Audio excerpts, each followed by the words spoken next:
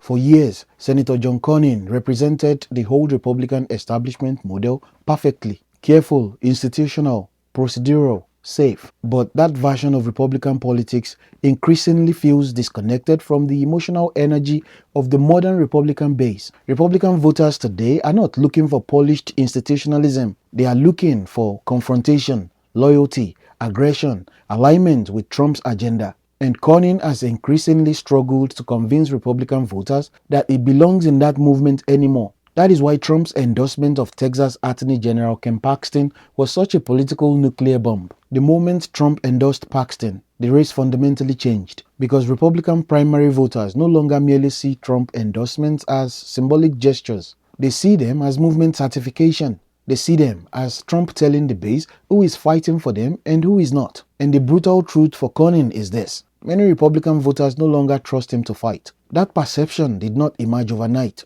It built gradually over years as Cornyn became increasingly associated with establishment Republican leadership, Senate procedural politics, compromise politics, and institutional Washington culture. Meanwhile, Paxton positioned himself as the exact opposite: aggressive, confrontational, anti-establishment, combative against Democrats, federal institutions, media organizations, and the political class itself. In modern Republican primaries, especially in deep red states like Texas, that contrast matters enormously. The establishment's response to this race has been panic. You can see it everywhere in Republican leadership circles. Senate Republicans are openly terrified that Paxton's nomination could cost them a Senate seat because of his legal controversies and ethics baggage. But here is what establishment Republicans still fail to understand. For many Trump voters, the question is no longer who is the cleanest candidate. The question is, who is willing to fight the system we hate? And in the eyes of many Republican primary voters,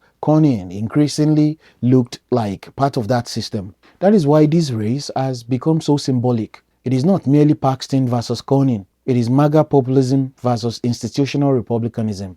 And right now, institutional republicanism is losing badly.